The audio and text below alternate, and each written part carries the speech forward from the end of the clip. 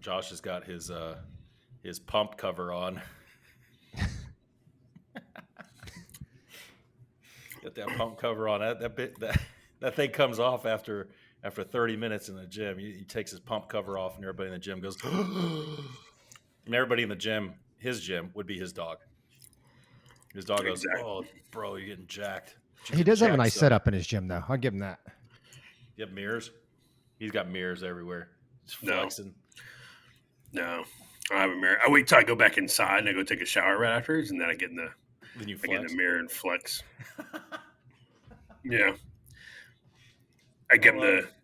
I get in there and give him the Arnold. Yeah. Yeah, yeah, man. Yeah. Then I tell my dog. I look at my dog. I'm like, hey, where's the bathroom at? And he's like, it's over there. You here for the Give, show? give him the Macho Man. Hell yeah. That's the What's only his way name? to do it. What's his name again? The Macho Man? No, What are you talking about? your dog. His full name is Sir Theodore Barrington the first of his name, eater of the kibble and fertilizer of the yard and chewer of the toys, but we call him Bear for short. So Bear, you going to the show? So here's That's the right. thing, and now I know why you feed your dog that stuff you buy at the grocery store that's in the refrigerator. It's like a super organic, because that stuff will actually fertilize the yard. The regular dog food, whatever, I mean, the dog's digestive system will take whatever little nutrient is in that to keep it alive, and the rest is just not fertilizer. Put it to you that way. It That kills the stuff is grass. basically plastic. Yeah. It doesn't do anything. Dog shit is It's not supposed to be like that. Dog shit is supposed to be a little bit valuable. yeah. It's terrible. Normal dog food, and I'd say really any pet food, the normal, stuff on the shelf is terrible. It's Yeah. absolutely terrible for them. I Well, think isn't it? honestly, I think it shortens their lifespan by 5 years. And it's, oh, by the way, it's all the same too. It's all the same.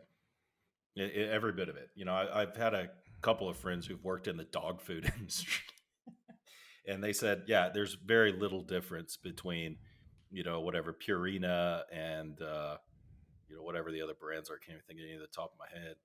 Like But Blue HEB has Buffalo or whatever. yeah, yeah. HEB has one that our biggest thing is, as long as it doesn't upset the dog's digestive system, There you you go. know. And so we found one that doesn't. Just keep them nice and consistent. You know what I'm saying? But the Well, and cats, some of that stuff is another killing thing. them though. Like Josh said, like we had our Malamute on Blue Buffalo for like probably the first. Well, he's still on Blue Buffalo, but we had him on the grain free, and I didn't realize that the grain free for big dogs was causing heart failure. So I had to go back and I forget who was telling me, but they're like, "Hey, you're buying this for your dog." I'm like, "Yeah," because they advertise the crap out of it, and you pay twice as much, and whatever. So you're like, "Ah, I want the best for my dog," and so we bought it, and then somebody was telling me about it. I had to look it up. I'm like, "Yeah, man, this stuff is literally the grain-free products for bigger dogs. What it does is it blocks some of the nutrients that the dog actually needs for like a healthy heart, and so it's causing like heart disease." I'm like, Huh. how is this not everywhere? I mean, 'cause I'm not in the habit. I'm like you, hey, as long as my dog doesn't poo all over himself, I'm pretty good with it. I'm not into, looking up my dog's food to see how healthy it is, if I'm getting another year out of them or whatever. But there is something to be said because like where we bought Scout, they had some special dog food. I'd never heard of it before. And they're like, yeah, if you buy this dog food, it's a 5-year warranty on the dog. So What? yeah, What? 5-year warranty on the dog. If you didn't buy the dog food, you get like 30 days, if he dies or whatever. But if the dog is specific on the food, so my assumption is, and it was expensive as all get out, but it's probably like actual chicken, parts of a cow, some pork, some vegetables, whatever, dog needs to keep him healthy. Could you just get away? I mean, it would. I mean, obviously, it would get expensive, as expensive as protein is these days. But just, dude, boiling chicken and rice. So Like, there you that's go. what we do for. I think I told you guys this before. So my dog, my Shih Tzu, she's like 13 now or whatever. So she had bladder stones, and dude, it was bad. I mean, you would walk across the carpet, and it's like a bag of marbles just got dumped out. Oh my And god. when she was young, we took her to the vet. So that was like $300-400. They're like, oh, well, we need to X-ray her because we think she's got bladder stones. I'm like, okay. And this was kind of when I was new to the game of like, vet visits. So, you pay a couple $100 for the X-ray, and they're like, oh, we're gonna have to cut into her and and dump these bladder stones out. So we do that, and I'm like, okay, so is that it? And they're like, well, no, it'll probably come back. So I'm like, so how often? Like, I'm supposed to come drop $1,000 every 6 months to get these bladder stones. Well, then they gave me this prescription dog food, which was insanely expensive. Didn't look appealing at all. She didn't like to eat it, but anyway, she was eating it. Still had bladder stones, and they're just kind of like, hey, this is what it is. So then I got on the gurgle machine there and started looking around, and everybody's like, boiled chicken with rice and a can of vegetables, like it'll square away. Dude, I'm telling you, we did that probably 12 years ago, and like after the third meal, fourth meal, something like that, not one bladder stone. So now I go to Costco and I buy the big old pack of bone-in chicken thighs. And about once every 2 weeks, I boil 6 of them. I do 2 cups of rice, mix in a can of vegetables, chop it all up for her, and that's what she eats. And she's been healthy as all get out. Man, It's we a feed our racket. cats. We feed our cats chicken and cat food, but twice a day. With one of the cats, she had, I think, bladder issues as well, and I was like, well, let's put her on a holistic, whatever you want to call it, like a whole food diet for a cat. It's a So we racket. fed her, yeah, we fed her chicken for 3 weeks, cleared it right up, just chicken, boiled chicken, Yep. and she's fine. So we feed. I think it's dogs are different than cats. Cats need to eat meat to remain a cat, in my opinion. They need something. Cats are crazy. So in fact, my cat's walking out hunting right now. So we're gonna break our rule. My wife and I are gonna break our rule, and I think we're actually gonna purchase an animal, a pure breed, dog. We usually adopt, and y'all, have I told y'all this No, offline? I don't So think want to so. guess? It's terrible, I know, but so my wife's sister and her husband got this dog, and we were just like, man, that's the best dog ever. Holy cow, little puppy, he's the best thing ever. And I've seen these dogs before, and I've seen how they act, and I freaking love it. Uh, it's a Welsh Corgi. I think we're gonna go ahead and get a Welsh Corgi. What do you think about a Welsh Corgi, a little shepherd dog?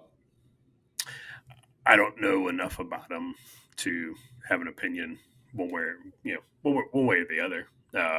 So my sister, they always do uh, pure breeds, and chocolate lab. They always have a 100% chocolate lab, and it was just fun.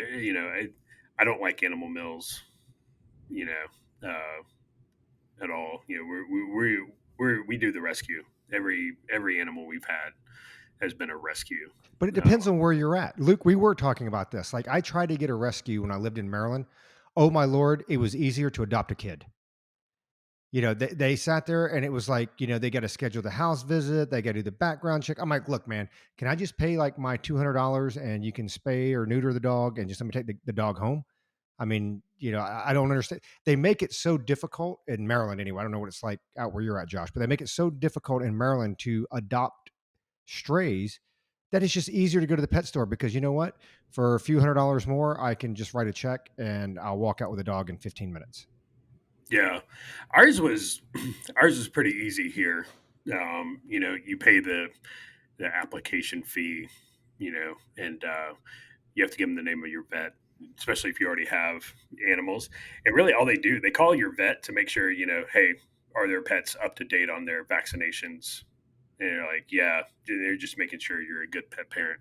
And they have in there that they can do a house visit, but we didn't have one done. Like, they didn't do a house visit when we adopted Bear, or we have a cat. We have two cats actually, but one we got after we got to North Carolina, and they didn't do a house visit for her. It was on the application that here's the process that we do, but they did contact our vet, and it's just like, hey, they're like, yeah, they have these animals and they're all up to date on their vaccinations, and yeah, no issues, and they're like, all right, here, I mean, we were able to adopt. I can see. I mean, people get very, very emotional about animals, obviously, because look at a movie, for instance. People would any day of the week rather see John Wick kill 76 people in an hour than watch his dog get killed in the first one. I mean, that was tough. It's like, oh my god, it just it. I guess because the animal's helpless, it'd be like killing a baby or something. Uh, but people get emotional about it, and I understand. But they go overboard, dude. I mean, we adopted this one cat, Snoop, and Snoop is awesome. He's still alive. He lives in Houston. He's a great cat. But they were very strict. Or they said this is an indoor cat only. And he wasn't declawed. And honestly, dude, I think it's borderline cruel to keep a cat inside, especially where we lived outside of San Antonio. We had damn near 2 acres with all kinds of critters out there that they could go out and hunt. So of course, the other cats we had were all, indoor outdoor cats, and they love their outside time. So Snoop got to go outside. My wife, being who she is, posting this stuff on Facebook. Oh, look at Snoop. He's out there, hunting rattlesnakes or whatever. And they catch mice, and they catch all kinds of critters. And the lady who signed our paperwork to adopt Snoop sent her a nasty gram. And this is like a year and a half later, saying, "Oh, well, the agreement was he's an indoor cat only." And I'm like, "Bitch, whatever." Dude, keeping a cat like that indoors, that's cruel, man. Cats are hunters. You take that away from them, man, they're way more instinctive than dogs. Like they're basically, they belong in the prehistoric dinosaur ages, man. They're just barely domesticated. And by the way, with cats, people always love to hate on cats. It's one of the most deadly predators on the face of the earth. When you talk about bite strength and size to strength ratio, or weight to strength ratio, nothing even compares to a domestic cat. Not a I don't know. tiger. My dog can lick his balls like no other creature on the face of this planet. Oh, jeez. Hey, don't come at me with your mobility, okay? Mobility. Mobility. Good Lord. Is that's it, right? That's what the old boy was saying. What's his name? He was talking about no range of motion. Don't talk to me about range of motion. Range of motion, Get your ass up and in motion. dude. I Yeah. actually put the Arnold Schwarzenegger that quote you were showing us. I actually put that on my to watch list, where he's the DEA agent or whatever. I think Oh it's on yeah, yeah. Netflix or something. I can't wait to watch it. I'll watch the whole movie for that one quote where he's called the dude fat. He's 65% body fat. Speaking of body fat, well, Josh, Uh-oh. you're looking. I mean, even though you've got your pump cover on there, you're looking pretty slim and trim, man. You're looking pretty good. How much weight you lost Thanks. total? You think? Um, not as much as I thought I was at. I think I'm down 12 now. That's a lot, dude. But well, here is the thing. It's like, you know, as much as I've been trying to get after it. I was like, man, I figured I'd be down, a lot more. But I can tell I put on a little bit of I have put on a little bit of muscle, but like I said, my waist has gone down. I think I'm down 4 inches now. It's all about the gut, Four dude. inches off your It's all about the waist. gut. That's what Yeah, it comes down to. yeah. So it's all good, man. Just again, it's just one of those things. All it was stop grazing in the kitchen, throughout the day, and just be consistent. Like just be consistent. Um, you know, Yeah, the grazing is the tough part. I mean, it's easy to do when you're on the road because you just buy what you have, and what you have is what you have. But at home, it's tough, especially if you're working remote or whatever, when you can just go to the pantry and grab a handful of whatever. I mean, even like almonds, right, that are good for you. Well, not if you go through the entire 2 pound bag in one day. It's not good for you, right? So 2 pounds is still 2 pounds. But it's crazy because my wife is, we're going on vacation here next week, end of next week. And so for the last, like, I don't know, 4 weeks, she's been doing 2 a days. So she does some strength training, strength and mobility training, and then she does some Pilates after that. And so she's been worn down, but I've got her juicing now, man. She she wakes up in the morning and she's like, I need some of the stuff. I need some of the stuff.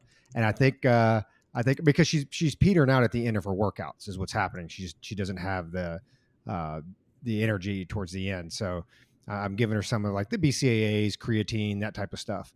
And then I think her neighbor, that you met across the street, she was like, "Hey, if you still got all this energy after next week, we might." Anyway, I might end up becoming a dealer for like half the neighborhood on BCAAs and creatine and whatever else. The good stuff. The good stuff, baby. I've yet to do creatine. I'm probably gonna start that in May. But Roger. So Roger and I were together in South Texas. What was that, last week? Was that last week? Yeah, man. Good grief, man! Time flies. But we did not eat well, and we didn't work out, and or I didn't. I don't know what Roger did, but I didn't do much of nothing. And it's a strange thing. I'm at that age where I didn't eat right. That's number one. Did not eat right. Didn't drink enough water, and didn't work out. Recipe for disaster, right? But at the same time, I hit the gym this week, and all the little aches and pains from the joints, working out, even running, those have kind of gone away and faded into the background. I lost a little strength, but a little bit, but not much, because I'm an old man, and old man strength is the last thing to leave. But I feel like there's that delicate balance of rest time. I got to get that rest time in those Yeah. few days, but I've got to be eating right. I can't be going to BJ's or wherever we went. I can't be eating that kind of stuff. But I think if you ate right, drank water, and rested, as hard as it is to rest sometimes, that's the key, right? I mean, it's just one of those things. But like, dude, on the road, I mean, Josh is kind of cracking the code a little bit with his discipline, eating hard boiled eggs out of a. Well, it's hard when we travel together because, if it's like a one off, if you're by yourself, it's easy. We travel together. I mean, all we want to do is go to the Mexican restaurant and pound a bunch of beers at the end of the night and, eat a bunch of fajitas and, street tacos or whatever. So it's, if you're by yourself, it's easy. I go buy my 8 Atkins meals and call it a day. And just, Yep. I get hungry. Well, time to go to bed. Just Exactly. wake up and have a glass of water. But it's when you're with buddies and all that other stuff that make it tough. So yeah, needless to say, I was pretty much pissing like nuclear waste. And now between me and the wife, I don't want to take a look at our septic tanks anytime in the near future. Oh my God. But it's all about the gut. I sit here, it's like, I'm not worried about the weight.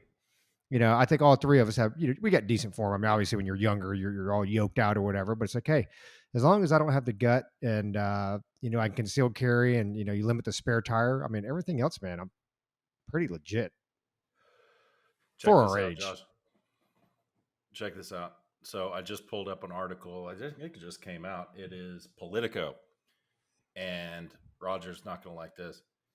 But can you believe how smart the Fed is? Can you believe it? I mean, they're just so far ahead of the game. Headline: Fed economists project recession this year and potential blow to Biden.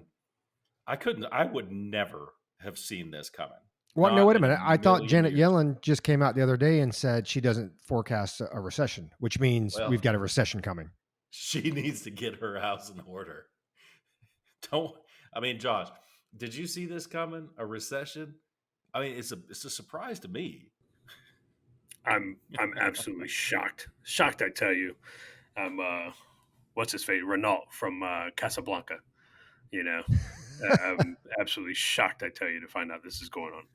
It was I forget who tweeted it. Well, it was the White House Twitter account here last week. Tweeted the economy is fine, and you're like, well, there it is. There you have it, folks. The economy is not fine, and something bad is about to occur because it's just, inflation. At first was there is no inflation, right? That was the first thing, and then it was, well, it's this, and there was some other excuse, and then it was Putin, right? Putin, caused inflation by invading Ukraine, and then it was, it's transitory. And then it became like, and now they're touting, they're like, inflation is down again. I think it just came out today or yesterday. 5%. Yeah. They're like, inflation is down, 5%. Well, it's like, well, yeah, but it's still up, 6 point whatever percent year over year. And it was like, gas prices are down 30 cents. And it's like, it's still $4.20 a gallon. Well, they're saying down off the highs. It's still a 5% increase on top of the 9% from last year. Exactly. So you're not even like we're not even back to breaking even. You know, it was like the jobs. We added 300,000 jobs. It's like, yeah, but you're still in the negative. Like you're not even close to being back to where you started at. So it's all semantics, but you saw it on social media. People took it, they ran with it, and they're like, "Look at the great job the Biden administration is doing." And it's like, yeah, yeah, it's such a bang up job. We're going to have the recession that you know that we have all predicted. China is brokering deals between Saudi Arabia and Iran, reestablishing relations with them. Russia has pivoted toward China. India is pivoting toward China and Russia more. Um, yeah, yeah, a bang up job that the Biden administration is doing. Real good. Glad the adults are back in charge. So, Well, with Roger, with the I think a lot of the COVID money is starting to dry up a little bit. Do you think that's going to help? Well, I look at another article right here from CNS News. Deficit tops 1 trillion in first 6 months of FY 2023. People don't realize how much $1 trillion is. They really don't. People don't even realize how much $1 billion is. But my understanding is some of the COVID relief money is starting to dry up a little bit across the board. Do you think that I mean, because there's going to have to be austerity somewhere. It's going to happen, and whatever. What do you think about that? Yeah, I mean, you're already seeing it with a lot of major healthcare companies, especially when you've got Biden just declared what the end of the pandemic on Monday or whatever. That's great because the rest of us declared that like a year and a half ago, whatever. So better late than never, I guess. But when you look at money drying up, it's an interesting time, put it that way, because the only thing that is keeping this ship afloat is the labor market. However, the labor market needs the Fed needs higher unemployment to cool the economy because more people are working because of inflation. More people are working because they need more money to pay for more things or to pay the higher prices because of inflation. And that keeps the economy going and it keeps it very, very hot. So that's why, it's pretty much like, it's the extremes. The Fed has to do one thing or the other. They either have 0% interest rates or kick it on up to 8, 9, 10. And when they do that, you see it's a trickle down effect. Everything is impacted. And what you're already seeing, I mean, look at, you've had Walmart lay off, you've had Amazon lay off. You're going to have, probably 6 or 7 of the Fortune 10 start laying off or have hiring freezes. So as this money dries up, man, and that's where it's going to be tough because the unemployment rate's going to go up, and it's not going to be because we have so much skilled labor. It's going to be because the positions are not there, right? Like right now, it's a worker's market. If you can go out there and probably make the most money that you have in a generation with the least amount of skill, that is going to change. And especially as the job market tightens up, that's when you need to start worrying. But it goes back to, it's not just the economy. I mean, you hit on it, Josh. It's like, I don't know anything right this administration has done. How can you be so wrong on literally everything? I mean, even Carter did some good things, right?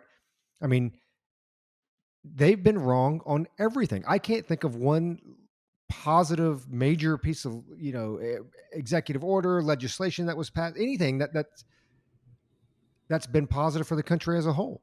And I wonder, here's what scares me the most. And we talked about this in I think last year's episode. People become desensitized. You felt the pain so long that the pain, as Barry would say, well, this is the new normal. 1.2% GDP is the new normal. And you say it enough because on one hand, this is what worries me about the next election, next presidential election, is right now there's definitely a cognitive dissonance with what's being said, what people are feeling. People are angry. I mean, you got your small 10% out there, whatever it is that always vote Joe Biden, but a lot of people are like, hey man, you can say whatever you want, but I know what I'm paying at the pump, which is only going to go higher, by the way, for those that aren't tracking global affairs, and they know what they're paying at the grocery store. They know what things are out of stock. So no matter what the government tells you, they see it every day. The problem is that becomes the norm. And that's good for 3, 4, 5, 6 months.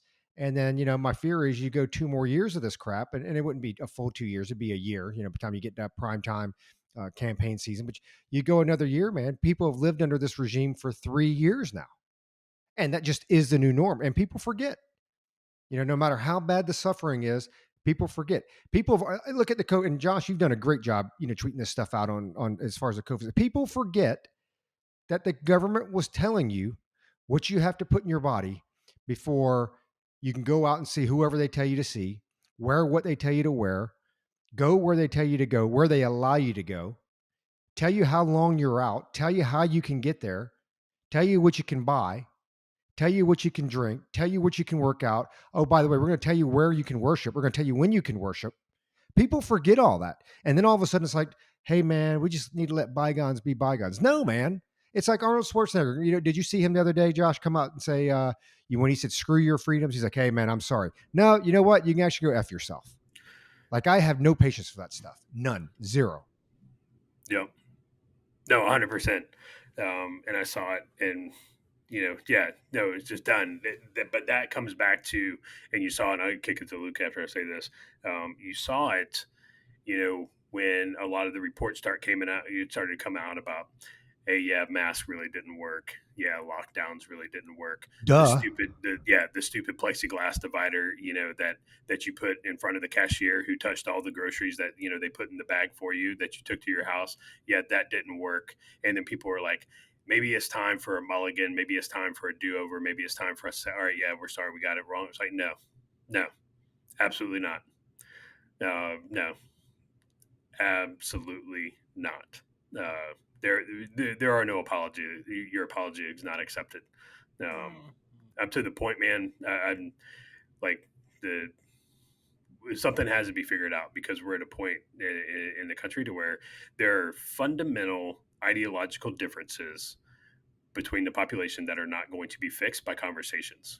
You're in a marriage that neither one wants to be in anymore, and there are irreconcilable differences that I don't know get fixed anytime soon. But I'm gonna stop before I get on my soapbox and get big mad. I, I I take a little bit different tack than you guys. I understand what you're saying.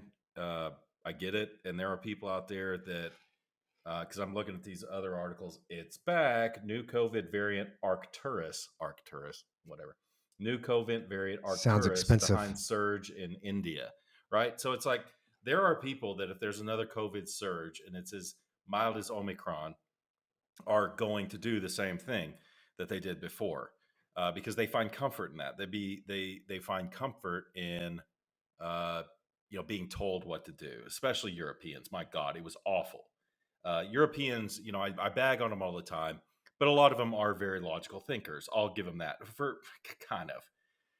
And the bagging groceries that Josh was talking about, they could see that there was no sense in that, but they took comfort in going along with all the rules laid out for them.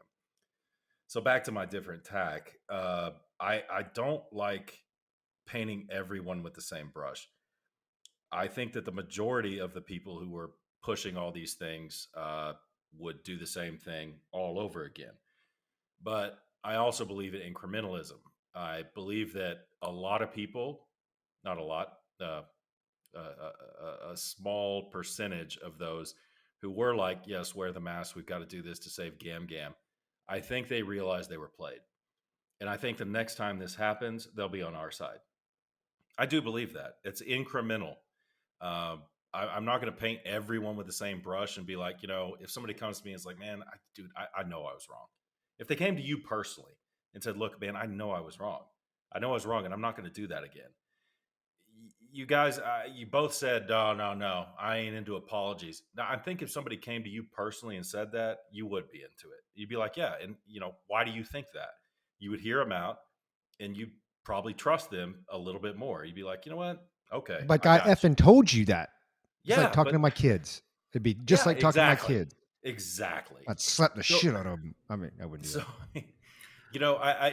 I hear what you guys are saying, and as usual, I agree with you like 80% because it is possible to agree mostly with someone, and not everything is black or white. But my daughter's trying to call right now. It's funny. And she Put her on never there. calls. There must be something wrong. So, but what I want to, with Biden saying that COVID is no longer a national emergency, and I typed this in the chat right here. It's very interesting that this time, and maybe they learned their lesson, because every time there was a rumor or a whiff that Title 42 was going away, Title 42 basically was an immigration policy that allows the United States to completely turn away anybody coming in from Mexico or the tribe or the Northern Triangle there in South America. Immediately turn them away. There is no asylum claim. There is no nothing. It does not matter what your status is. If you're coming from Mexico, Guatemala, Honduras, El Salvador, you are going back. That's what it was, because of COVID. We can't take the risk. I personally believe that Title 42 should go away. And I thought it should have gone away a long time ago, because COVID, as Roger said a minute ago, we all understood this was gone a year ago, at least a year ago, even more. So Title 42 is kind of an antiquated policy. So it does need to go away. But every time, back to my point, every time there was a whiff that in the international media that Title 42 was going to go away, we get a huge surge at the border. Huge surge. Hundreds, though, tens and tens and tens of thousands of people coming, waiting for it to end and cross. So that happened 3 times. And now Title 42 is going to go away because COVID is no longer an emergency, but it is so quiet right now, as far as them saying Title 42 is going to go away. But I'm telling you, Title 42 is going to go away, and there's going to be a surge from Mexico and the Northern Triangle. And I'm telling you guys right now, because the economy is going to go into the shitter, a lot of times when the economy goes to shit, you know who gets blamed? Immigrants. Immigrants get blamed, no matter what party's in charge. So I'm telling you, they're predicting recession. I'm just looking at the tea leaves, guys. That's all I'm doing. That's all we do on C3. We look at the tea leaves, and 9 times out of 10, we're right. And I'm telling you, we go into recession. There's a rush at the border. You're going to see Democrats. You're going to see Joe Biden. You're going to see people on the left side of the aisle get down on what's going on at the border. And they're going to start shoring that shit up. I'm telling you, that probably will happen. It ain't going to be open borders no more. It's going to be, we need to get some kind of control over the border. That's going to happen. Because this Title 42 stuff, brother, it's going away, and there will be a rush at the border. You watch. And they're just hoping. Yep. They're hoping that it happens after the 2024 election, right? You think? Well, yeah. I mean, you don't want it to happen before then. Well, it's going to happen before then. It's going to happen within the next 4 months. So that's why I say Democrats, Biden, everything's going to be like, they're not going to say build the wall, but you're going to see a shift in policy. I mean, do you agree? I'm not saying that's a C3 prediction. That's a Luke outlook, if you will. You're going to have to. You're going to have to. And it's going to put them in a bind, because if it does happen over the next best case scenario for the administration is that it does happen in the next 4 months, because they'll be forced to fix it. And by the time campaign season comes around, I say campaign season, I mean, you look at towards the end of this year, some of that stuff will be behind, and they ideally, if they do it right, they'll have some successes. Say, hey, we locked the border down, and look, because that's what they're going to do. They'll lock it down. It doesn't matter what it was yesterday. Just like inflation. It doesn't matter what it was last month or last year or whatever. You say, hey, we're down. We're down from where we were. I think the worst case scenario for them is that it doesn't happen in 4 months and it carries over into next year, and they don't have enough time to implement those things and take credit for locking the border. Because, I never thought about the way, as much as we've talked about it, I've never really thought about it till you just stated. I mean, Title 42, when you talk about the border, for as the shambles that it is, it's the only thing keeping that thing afloat, right? They can say open borders because you've got your 3-4 major countries that can't come in anyway, period. But when that's gone, Josh typed, hey, will we see a caravan soon? Absolutely, right? I mean, why wouldn't you? And I would not be surprised. It's kind of weird because, notice the whole COVID thing that I think it was Monday when he signed that. That didn't make a whole lot of headlines, man. Even on Fox News, that was like a bottom scroll at like 10:43 a.m. when everybody was going to take a piss and go get coffee or whatever, right before the commercial break. They were done with B block, getting ready to go to C block. Like, hey, scroll this right now. And you haven't heard anything about it. I haven't read anything about it. So it's yeah, dude, good call. Things accurate. So strange, right? I mean, to me, I think the writing's on the wall. But it's strange, and you know, people want to bag on me. I joke with the kids and stuff. It's like, stop! It's time for my 1 hour of propaganda a day, and I get on and watch Tucker Carlson. But Josh, I mean, dude, it's almost like everybody's in on it. I'm not being black helicopter conspiracy theory or anything, but like Roger said, 10:43 a.m.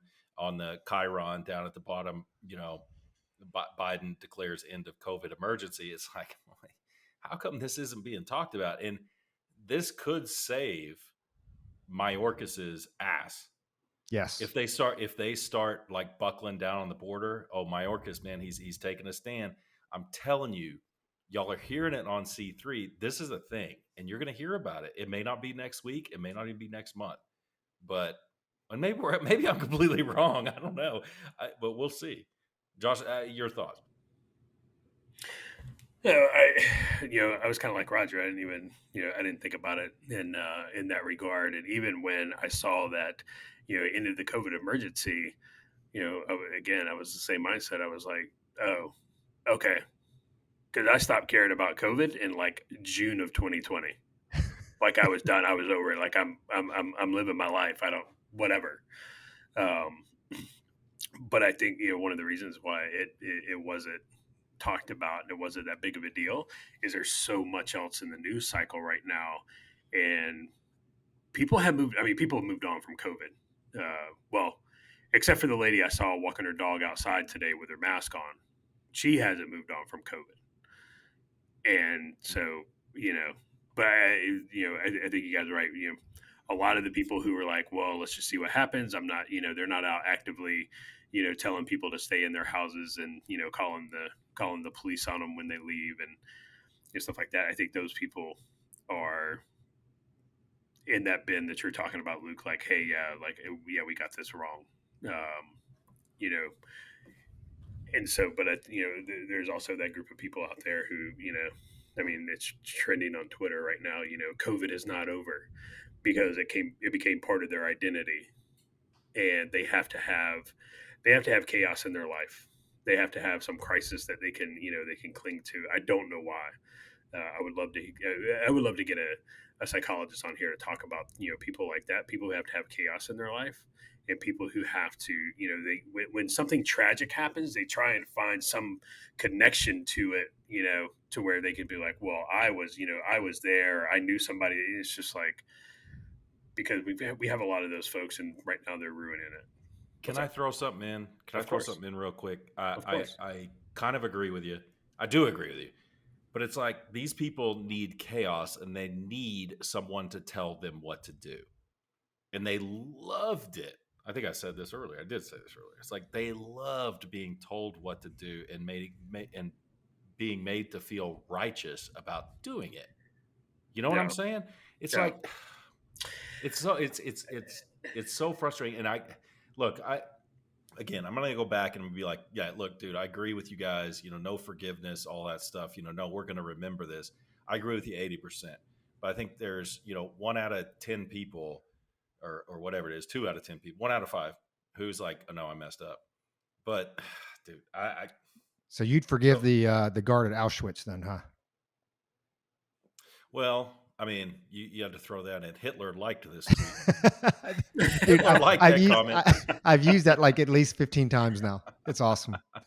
So look, you remember Band of Brothers. Yep. I can't remember which episode it was. It's maybe episode 8 of 10 or something like that. When Captain, oh shoot, Josh, which one was he? Captain, he's in Office Space. Captain. You talking about Winners? No, not Winners. He was Major by then. It was a oh damn it. He liked Oh, the no. Bat I 69. know you're talking about. Yeah, he was drinking. He loved his Labatt 69. Yeah. Yes. Well, anyway, it was the one where he breaks into the lady's house and he's looking for booze, and she comes. He's looking at the picture of her husband and everything, and she comes in and gives him the judgmental stare, right? And then at the end of the episode, the U.S. troops there made the local residents go in and clean up the camp, and dress the bodies and everything. And he's there, and she looks at him, and he gets to give her the judgmental stare. And I this is a touchy topic because all Nazis are bad, right? But I guarantee you, and I think we may have touched on this in some episodes before. I am no Nazi sympathizer, by the way. You always have to caveat everything when you say anything. But there were people who were truly, I think, when they realized what was going on after the war, they're truly ashamed. Just look at the German psyche right now. They're truly ashamed. The shame stays through generations of what went on. So would I forgive the Auschwitz guard? I mean, God, probably not. But there's probably, again, I think that there were some good soldiers in the German army at the time who were just fighting for Germany because they've been screwed over so bad by the Versailles Treaty. Way to derail this, Roger. Really Well, good job. well, I mean, now the new standard is if you collect any Nazi memorabilia, if you collect anything, then you're a Nazi because uh, because Clarence Thomas's friend, who he vacationed with, apparently is a collector of World War II stuff, and obviously a large part of World War II is Nazi Germany. It's either Nazi Germany or Imperial Japan. He has some Nazi collections, and apparently that makes you a Nazi, according to a few ABC reporters and some other prominent folks on the left. And so, of course, I had to ask the question: okay, so World War II veterans who brought back, a flag of a swastika, brought back, did the guys from Easy Company who hit Hitler's Eagle's Nest and brought back some of his wine, who brought back his silverware from the Eagle's Nest that had a swastika, on it. Well, that's Nazi memorabilia. Are they Nazis after they just got done killing them? That the standards that change constantly are it's absolutely insane. What was one of the most prized possessions? Not prized possessions, and we won't call them war trophies, right? But Sought after. What the most sought after item for those of us who were over there in Iraq and Syria in particular, Josh, what was one of the most sought after items? Like, if you could get your hands on one of these and bring it home, it's like, dude, you're the man. And I never got one. I came close, and it had to be legit. Well, I tell you what I was looking for, it really wanted to find, was a German Luger. Okay, but okay, we're not gonna. It was an ISIS flag. If you could find that, Oh, you're talking about ISIS flag? Yeah. It's like, man, bro, if you can get one of those. So, Roger, if if I had managed to get an ISIS flag, that bitch would be hanging right there, so you all could see it. Does that make me ISIS? Does that make me ISIS? According to some on the left, yes. And the problem with all that stuff is one, there's especially when you look at like Nazi Germany, there's a historical significance to a lot of that. And this, it goes into the culture war now. You can't get rid of that stuff. Like, to me, if you're the left and if you're truly inclusive and you truly want to stop all this stuff, it's like, hey, you embrace our history and you teach it, right? And I say our history collectively, globally. This was what was going on over there. This is why we got into the war. This is what they were doing. I think especially as a young teenager, when we took our kids to the Holocaust Museum, it's a must stop, right? Take your kids in there because it gives them a little bit of perspective. And education is how you want equity, right? Not equality now. You want equity. But if you want equality, it's education. Education is the key to all this stuff. And they fail to take advantage of that because it's easier just to play, the victim card. It's easy just to play the reparations card because, hey, let me tell you this. And I hate to categorize those on the left and the progressives like this, but here's the reality of it. They don't care about your kids. They don't care about inclusiveness. They don't care about you. They don't care about your lifestyle. I think I tweeted something the other day. It's like, at the end of the day, if you don't agree with their ideology, you're a racist, a bigot, whatever the topic is, phobic. That's it, right? You have to agree with them 100%. They have no regard for rule of law. They have no regard for our Constitution. They have no regard for us, just basic human respect. And, I saw somebody, they posted a tweet the other day as a video. They were like, because obviously they were gay kids and trans kids, not as prevalent when we were growing up. Nobody cared. Like, nobody cared. We had them in the service, right? Nobody cared. I mean, they came out with once Don't Ask, Don't Tell stopped, right? As far as these gays in the military, like nobody cared. It's like nobody cared until you tried to shove this stuff down my throat and you went after the kids. And then they were talking about, well, would you take your 3-year-old? Well, hey, you know what? I wouldn't take my 3-year-old boy to a strip club either. So yeah, it works both ways. I don't really care. It's insane, dude. It's just total insanity. So I want to throw this towards Josh. Josh, I'm gonna let you pick because I need to know how fired up you want to get. We can get fired. We can get fired. It's actually pretty funny because, man, gun control is back in the topic again, and it's but no, not pointed at you. Pointed at it was the governor of Tennessee, right? That's signing the executive order. So because there's something happening with the new verbiage that they're using with gun control and red flag laws. You've also got the Restrict Act, which happened like maybe 2 weeks ago. That's all bad. You've got NPR being pulled off or leaving Twitter because they call them government sponsored media or whatever the heck it is, which they do take funds. You got the FBI targeting Catholic churches. You got the Pentagon leaks, which is supposed to be bigger than the Ed Snowden because they don't know where it's coming from. They can't stop it. You choose, man. It's like choose your own adventure book. Remember those books? Choose your own adventure. You pick I which remember page. those books. Yeah. Yeah, those books were ridiculous. I used to lie to my sister. I'm like, I've never died. Man, I died like 9,000 times. I just read straight to the book because, yeah. Yeah. So, all right. So let's take. Let's just go ahead and take gun control. All right, my man. All right. So I'm gonna try and not get too fired up on this. So yeah. So the governor of Kentucky finally caved and is going to push red flag laws. Was it Kentucky or Tennessee? Or Tennessee. I'm sorry. Tennessee. Okay. Tennessee. Yeah, with the based on the Covenant School shooting. It's I'm sick and tired of watching GOP officials continually fail at their jobs. They continually fail. They continue to fail in their promises to their constituents. They continue to fail to protect the Constitution. They continue to fail to do their job that they were sent into that office to do by expanding background checks. Okay, and some of the verbiages they're going to require more communication from law enforcement. Okay, that's fine, but what's next? Because they capitulated on that. They're going to, enact red flag laws. All right. And we've had a back and forth on red flag laws. And this is one of the biggest issues that I have with Trump.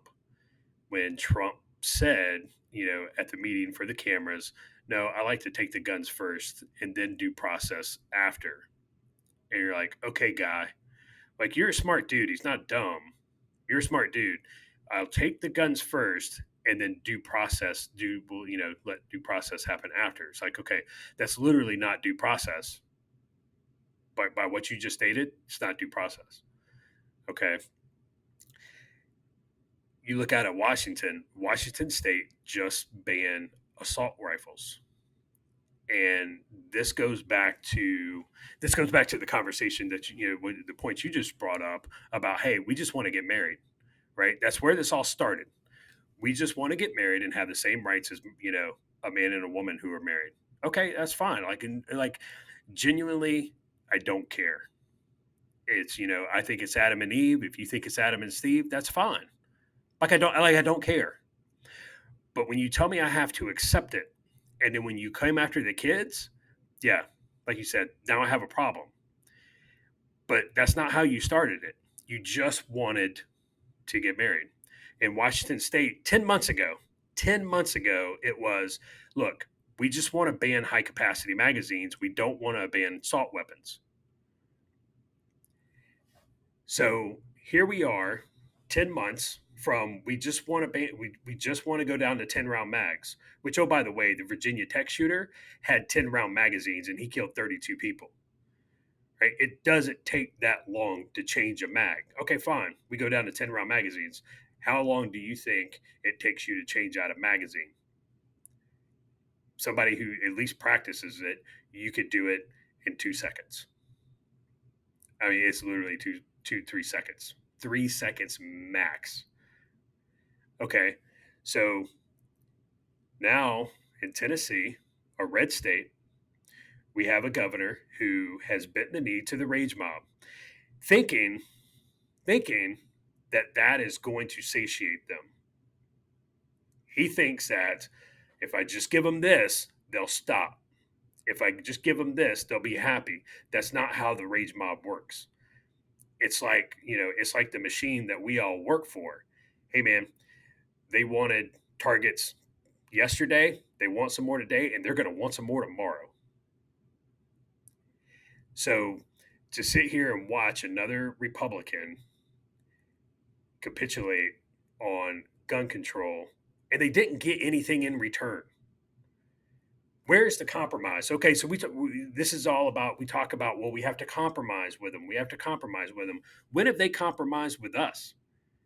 You know what?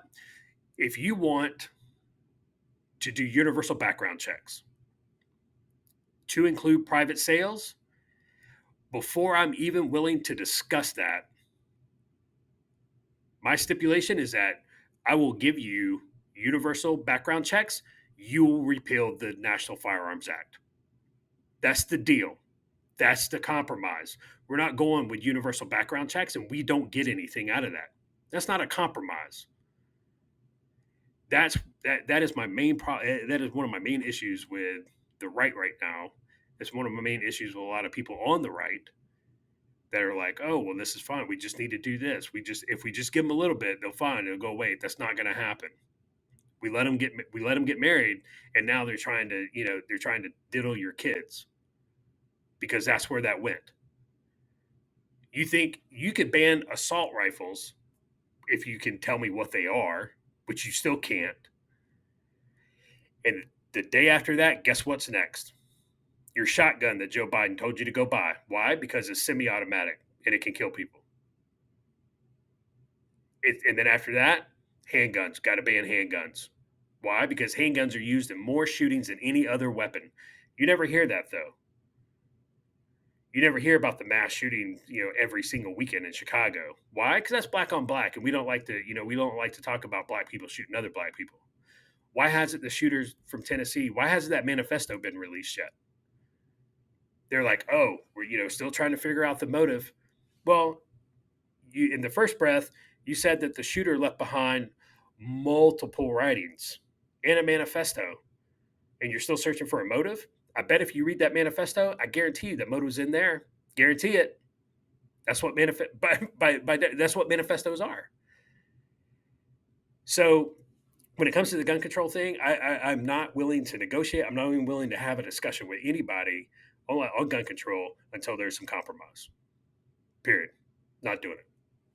Well, that's where the discussion comes in. And the other side's got to compromise too, right? That's what you're saying. And that makes sense to me. It totally makes sense. I'm with you on that. 100%. I love that. Universal background checks. That's cool. Now let's talk about repealing the National Firearms Act. I'm good with that. Yeah, but they will never compromise. So it's not even worth having the discussion. Nope, not at all. So I'm with Josh on that. I think you encapsulate that pretty well. And additionally, the Kentucky shooter, the Louisville shooter, I think this goes back to the Vegas shooter. Okay, you're telling me the FBI, J. Edgar Hoover's rolling over in his grave right now. The FBI, the Federal Bureau of Investigation, the premier, they've got so much brain, so many resources at hand, and they can't figure out the motive of the Vegas shooter. Really makes me wonder what the motive of the Vegas shooter was. because all this other stuff's come to light now. Oh, well, we don't know the motive of the Tennessee shooter. We just don't know. We can't figure it out. The motive of the Kentucky, the Louisville shooter, we can't figure it out. It's disconcerting.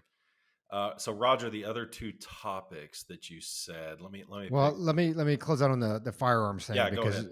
I agree with what both of you said. What worries me is that they are conflating court orders with due process. So the background check that he wanted to bring up for executive order, like I didn't have a problem with that because it's really not a background check. What he signed in as an executive order was that law enforcement and courts have 72 hours to enter criminal information, criminal rulings, whatever, into the database, right?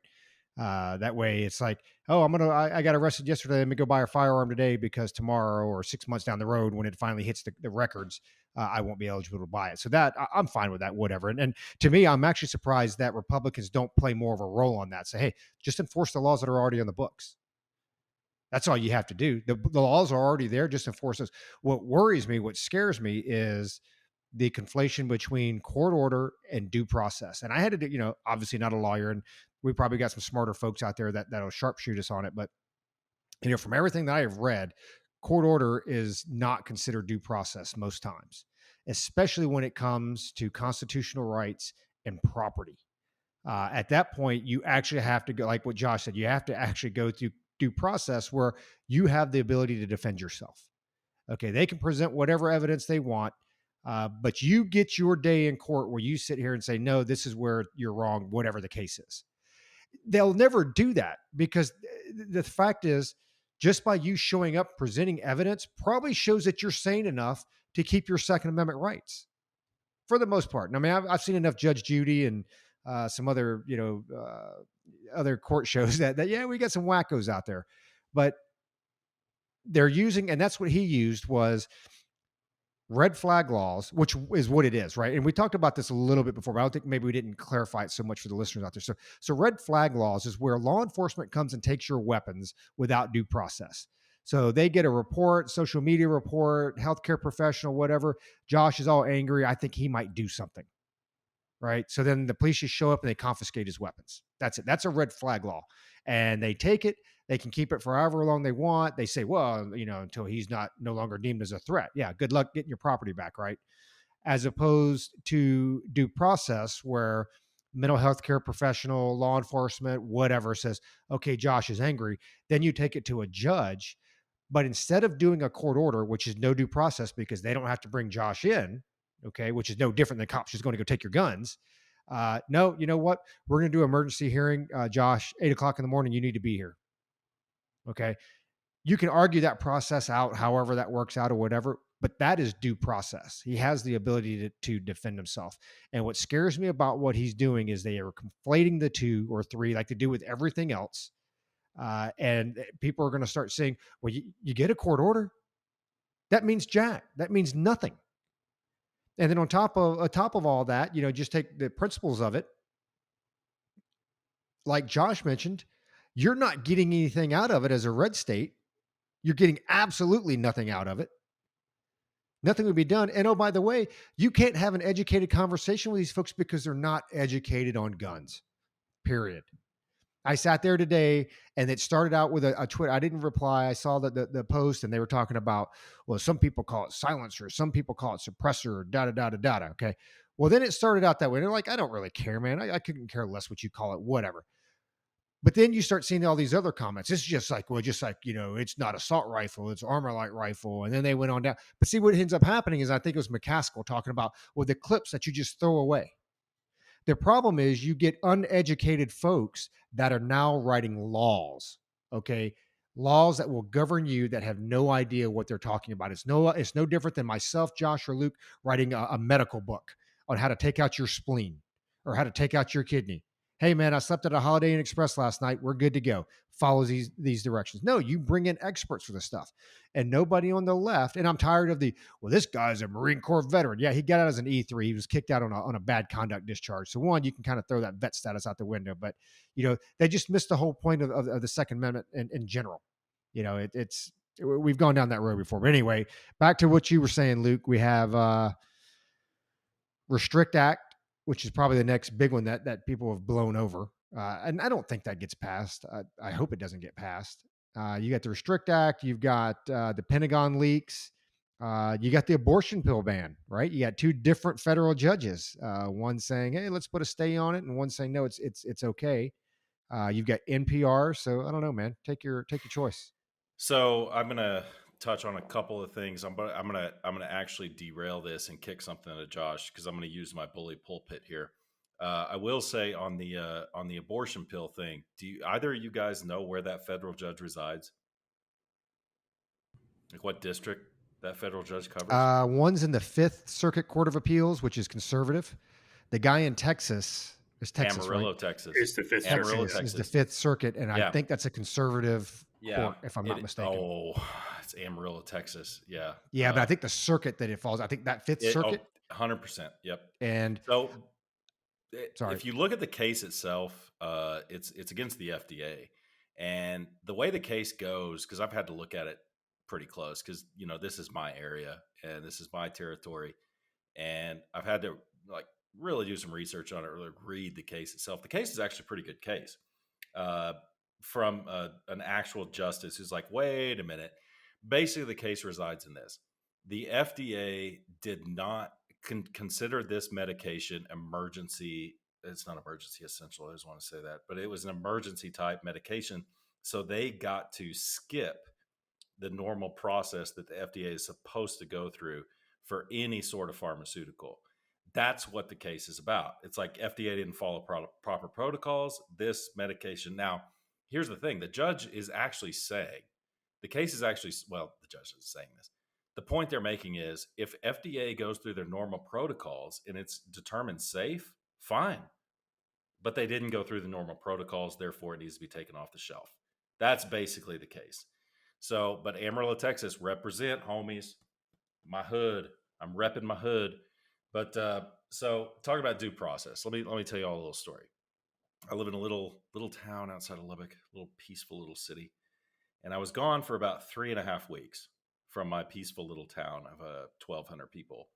And I don't know if I told you guys this whole story, but I get back, on a Saturday or whatever it was. I drive up to the Dollar General to get my 12 pack of silver bullets. What's up, Ryan? Get my 12 pack of silver bullets. I'm driving back, and luckily I didn't crack one open to have a roadie. But on the road leading into our little town, I live in a canyon with a lake in it. The speed limit was 50 miles an hour.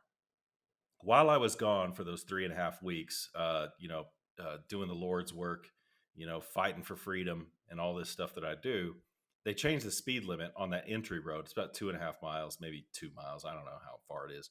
They changed it down to 35. And I saw the announcements and everything on social media. Hey, the speed limit's changed from 50 to 35. And I don't have a problem with that. Whatever, dude. I don't care. I mean, I'm on my way home. I don't have to get there any quicker. But as I'm driving home from the Dollar General with my 12 pack of ice cold, silver bullets, I see the cop. I look down. I'm going 46 or something like that. And it's our police department. I almost said the name where I live. Y'all, yeah, I'm gonna call y'all out. It's Ransom Canyon. I don't care. It's Ransom Canyon. It's in Texas. I see the cop and I'm like, oh shit. It all hits me at one time. I'm like, this is gonna happen. I'm going like 46, 47 miles an hour. Cop pulls me over, and I'm like, yeah. He saw my license. He's asking me some dumb questions. Honestly, they were dumb questions. If this guy listens, bro, they were dumb questions. Don't ask me that stuff. You saw my license. You know where I live. Don't ask me dumb questions. This dude cuts me a citation. Keep in mind, the speed limit was 50 miles an hour. He cut me a ticket for going 48 in a 35. But, I'm not going to sit there and tell him who I am. I'm not going to sit here and tell him what my credentials are. It's like, dude, at the end of the day, Josh, I'm breaking the law.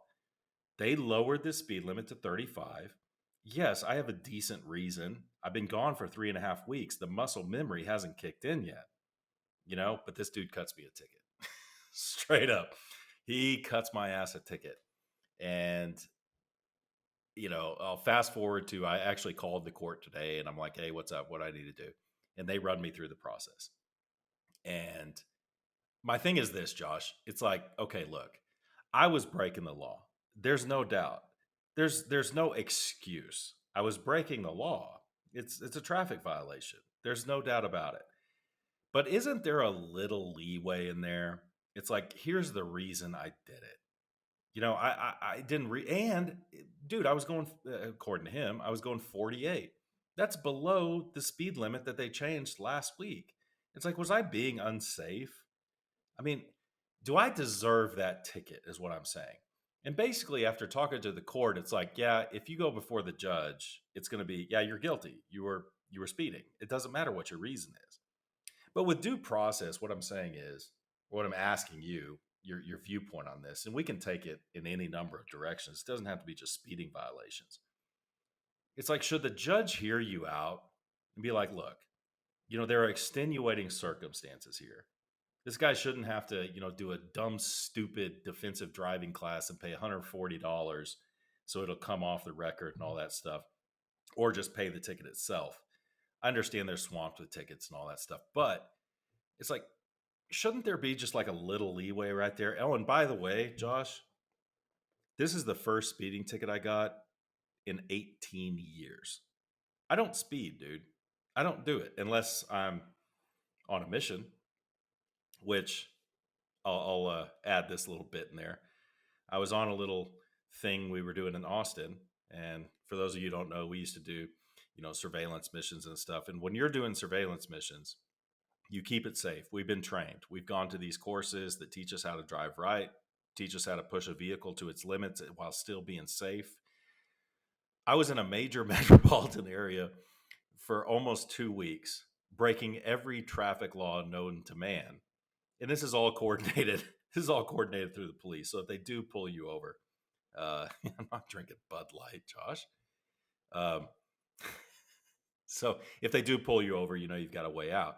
But I just think it's funny that I broke every law in existence for almost, for 10 days. And then I get a ticket driving home from the Dollar General. So Josh, what do you think about due process in that case? I know I derailed what Roger wanted to ask about. I would like to talk about those things. We're only an hour into this. So Josh, I mean, do you think that, should people get at least a little leeway?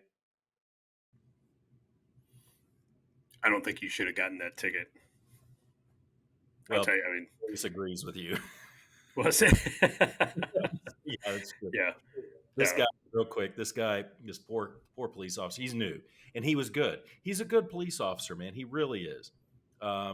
He was just doing his job. That's why I'm not pissed off at him. Dude, he's just doing his job. Whatever. So I posted something on the Nextdoor app. It's like, hey, watch out, everybody. I've been gone for 3.5 weeks, but they're out there. So I'm just be warned. The police chief saw that. He called the officer and he's like, dude, do you know who that is? So this dude ended up coming to my house and being like, bro, why didn't you tell me who you were? And I'm like, bro, because I think that's I'm gonna refrain from using the P word or the B word. No, it's a bitch ass move.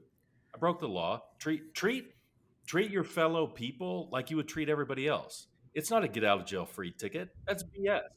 You didn't tell him you were the host of C3 podcast, and well, that's what I was gonna tell him. It's like, dude, you didn't tell me you're the host of C3. You don't know who I am? You don't know who you're dealing? Do you know who you pulled over? So sorry to cut in on you, Josh. Go ahead.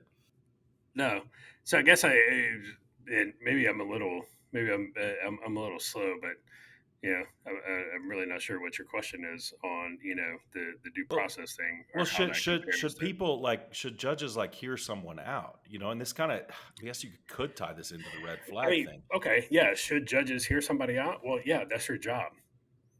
That's their job, is to hear both sides, and then and then allow whatever process it is take place, whether they give that decision to a jury of your peers or whether it's a case where the judge judges and determines you know determines guilt or I'm innocence. just afraid that the red flag laws, like what you guys are talking about, even with due process, will turn it, because if you think that's not going to be weaponized by the left on social Oh, media, especially, it 100%. absolutely will.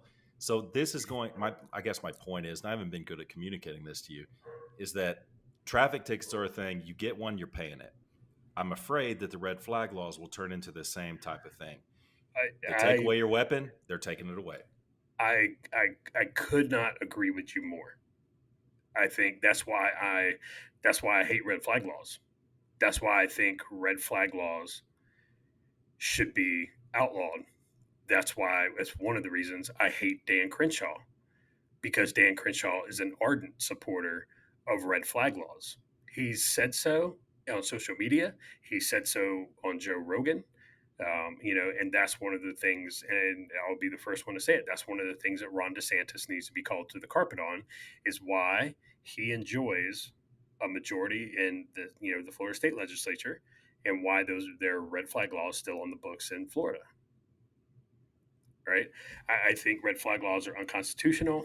I think red flag laws, like you say, I think they destroy due process, and they're going to be abused. They're going to be weaponized, because look at it like this. We kind of talked about this, on our Slack channel a little bit. If your spouse goes to a judge, goes and files a restraining order, depending upon where you at, they're coming in, they're taking your guns. And that's before you even get a chance to go in front of a judge and be like, dude, I didn't do anything. But so that right there, that will absolutely be weaponized. What's up? I have a question for you. So let's say that you have a husband and wife, right? And let's say the wife is a gun enthusiast, if you will. She's a gun enthusiast. She has a bunch of firearms. Husband's not into it that much. But let's say the husband goes out and commits a felony, right? Not a non-violent felony, but Yep. it's like something like, okay, you're a felon. There can't be guns in that house, according to current laws. So, so you're going to take away the wife's weapons because the husband has a felony. What do you think about that? I think it's BS. I think it's absolute BS. The more, and again, the more people push, the more the left pushes on this, the more I become. I get to the point where it's like, oh, fine, I'm not willing to negotiate. I'm to the point to where 2/3 of the states could have a constitutional convention, and they could agree to ratify the Constitution and eliminate the Second Amendment. I will not comply. I will not comply. And whatever happens, happens. I will not comply, because you're not going to take away my ability and my right to defend myself and my family. You're not going to do it. I don't care who you are, dude. I will have a rolling cache. I will, I will weld compartments onto my vehicle. I'll cache weapons. Like, whatever needs to happen will happen. Right? I absolutely 100% will If I not had any comply. guns, I wouldn't comply either, but I don't have any, so I don't Yeah, have to worry me about it. too. I don't know what you're talking about, Josh. I mean, comply with what? Right? It's just, and to the point though, because again, they're going to weaponize this and they're going to push it. And here's another super unpopular thing, and this is going to be unpopular, maybe with you two as well. Well, I'll tell you what. I'll ask this. I'll use Luke's Socratic method, right? Instead of stating, I'll ask this. Actually, I'm going to ask Roger.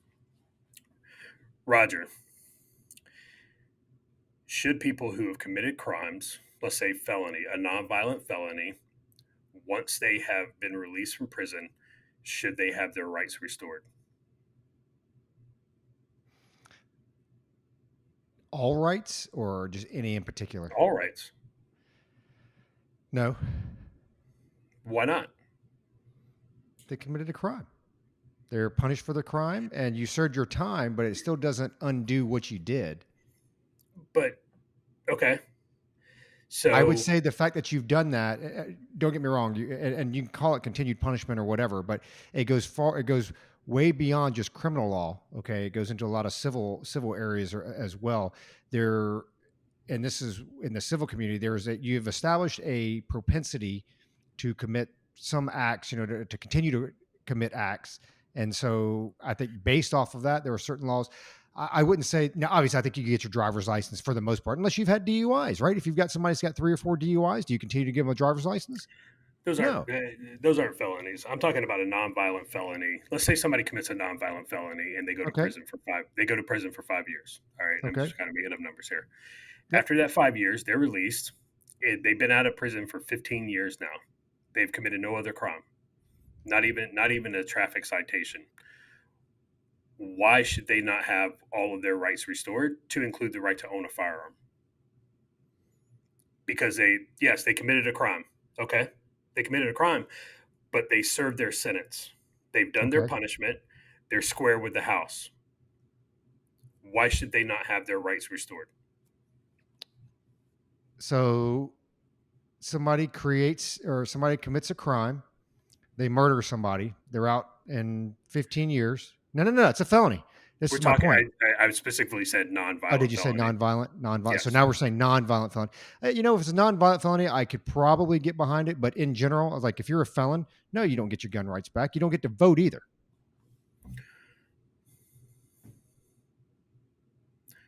So they're not square with the house, No, I don't think they are. even after they did their time. Not in my opinion. So we talk prison reform, and the issue with the over incarceration.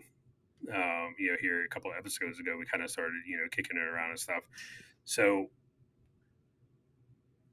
why would you not give someone their full rights back after they've done they committed a crime, they did their penance, they paid their debt to society? Why should they not get those back? We're going to change Roger's mind on this. So Roger, let me say something to you real quick. So I'm looking at a legal site right now, and I'm looking at nonviolent felonies. Okay. So we're talking like white collar crime, fraud, tax crimes, bribery, drug or alcohol crimes, including public intoxication, can be a felony. It can be elevated to that level. Burglary, cybercrime, racketeering, forgery, criminal property damage, gambling while using gambling or selling cheating devices, driving under the influence while intoxicated, that can be elevated. Use or manufacture of counterfeit gambling chips. It's so much gambling in here. Escape from a federal confinement, which is a prisoner jail. So look, they serve their time, right? Sure. I just don't see how specifically like fire. I could see myself in a situation. I guess what I'm saying is, I could see myself in a situation where I did some property damage that a court might consider criminal. I could see that happening. Somebody pisses me off. Somebody whatever cuts my wife off while she's driving, and I get carried away, and the court says, "No, dude, you crushed that guy's car with a crowbar, or your tire iron or whatever." It didn't matter that he was threatening me and all that stuff. Now I'm a felon. It's like, you're going to take my guns away for that forever after I've served my time. It's just and not get to vote because I had now that I'm getting older, I can see this is less and less likely, but it's momentary lapse in judgment. You're going to take away my Second Amendment rights forever. I mean, dude, this goes back to the traffic violation thing. It's like, come on. I mean, aren't there extenuating circumstances? Look at my past record. Look at what I've done. You're going to take that away forever? I think you'd have a hard time codifying it, even just felony offense. You'd have a hard time codifying what's felony offense, what's not, what's violent, what's not violent. When you look at like Martha Stewart, so you think Martha Stewart should be able to sit as the CEO of a publicly traded company because she can't do that? That's a non-violent felony offense. You don't have a constitutional right to sit as a CEO of a publicly traded company. I am talking about constitutional rights. So then we're just talking. Okay, so then we're just talking about owning the firearms. Then that's it. No, voting, owning firearms. Your no, not voting. Voting's not a constitutional right. Show me the Constitution says you got the right to vote. Okay. So with a cyber crime, that's my point. That's my point. It's very hard to codify this stuff. With a cyber crime, if you're like a hacker and it's like big time, you are no longer Like a Right. lot of the conditions of release is you're no longer allowed to get on the internet. You're no longer allowed to First get on Amendment Twitter. violation, And right? yeah, exactly, because we've talked about Facebook, Twitter, Instagram. That is very, in my opinion, it's getting very close to, if someone takes away that right, specifically the government, that's a violation of free speech. Yeah, I mean, I think that. So I think from what I've read on this in the past is there are restrictions they can place on exercising your rights, i.e., if you have a felony offense, right now you can't buy a weapon or whatever. Let's say it's violent crime, you can't buy a weapon, obviously. Um, even with voting, even though voting isn't specifically mentioned, but there are restrictions, right? Age, that type of stuff. So I believe, especially when it comes to 2A, you already have other restrictions on there. A felony offense just becomes another restriction that in my mind it's very that's the only way you can make it very objective and cut and dry. I don't think our court system and I don't think the checks and balances are there to be able to enforce that. Okay, Josh got out on a nonviolent felony charge 15 years ago, which has probably changed by now. Okay, the laws probably changed. It may not even be illegal anymore. Maybe it's been ramped up, depending on what's happened. That it actually is a felony charge. And I guess so. Do you say it's a felony charge back then, and it's still a felony charge? And these are rhetorical. These are the problems that I think they have with that type of stuff. So it's more objective and it's easier to codify. Hey, felony offense, don't own a firearm. Period. So, okay. So on the voting thing, you should probably go read the 26th Amendment. I'd start there. Okay. Uh, on the other piece, though, so how do we how do we initiate prison reform? How do we start working on prison reform? What's the incentive? Be like, well, you should really walk the straight and narrow, even though you're not going to get all your rights back. You're not going to be able to do this, or this, but you should still be a good, productive member of society. So tell me what part of Okay. the 26th Amendment gives you the right to vote? I've got it right here. Because Let's you're going to see. go down this argument that I've already read 1,000 times. So the right of citizens of the United States who are 18 years or older to vote shall not be denied or abridged. All right. By the So United States or by any state on account of age. right. So You what does can't that infer? discriminate. No, What does no, no, that no, no, no, no, infer? no, no, no, no. We're not It talking about infers that inferring. you have a right to vote. No, no, it does not. It absolutely It does. absolutely does not. They place restrictions on the ability to vote. They say you cannot discriminate based on race, religion, creed, yada yada yada. But there is nowhere specifically mentioned where it says you have the right to vote. Those So the damn 15th, clauses. so Those the damn 15th, clauses. 19th, 23rd, 24th, and 26th Amendment, you don't believe any of those give you the right to vote. It So says you that you don't can't. think, It says that you cannot discriminate the right to vote based on so yada you yada don't yada. think the 19th Amendment gives women the right to vote. So you don't What believe did I that women just have say? the right to No, vote. what I just said, you can't discriminate based on sex. So yes, of course they do. All right, but Obviously. what does that infer?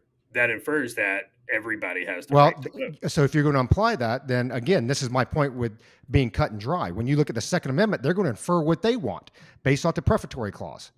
Hey, shall not be infringed is very clear to me, but people are going to infer what they want off the Second Amendment. My point is, you just got to be objective and consistent across the board with all of them. So what do you think? You're wrong on that. Well, I probably got 50-50 on the now. What's changed is there have been court rulings that state that, but when you look at the actual right to vote in the Constitution, point it out to me. And you don't have to do it during this episode because we're obviously recording. So I'll throw the question back to you. So for the felony offense, nonviolent felony, you don't see any issues with granting their firearms or the ability to buy firearms No. at all? So After they limit? have done their punishment, after they have served their sentence, I look at it, they're square with the house. After you've served your sentence, you're done with your probation. You followed the law on your probation. You didn't violate it. For nonviolent felony offenses. For nonviolent felony offenses. So what if it was not a you're felony square with the offense at the house. time, but it's a felony offense now? If it wasn't a felony offense when you committed the crime, Right, but it's a felony offense now. did you do your punishment for the offense? Sure. No. Well, Oh, no, it okay, wasn't. yes. Now it is. Is that what you're Right. asking, Roger? Yes. So yeah, that's a good point. That's an interesting point. Okay. You committed Statute a of crime. limitation. It wasn't a felony at the time. You were convicted. You did your time. And halfway through your time, it becomes a felony offense because And of halfway, are you retried and reconvicted no. of it? No. Okay. Well, then it's not a felony because it wasn't a felony at the time you committed the crime. Okay, so if it was a felony at the time, and then now it's a misdemeanor. It doesn't. I mean, then it's even. You see what I'm saying? That my point You is, did it your gets time. What was it at the time of the crime?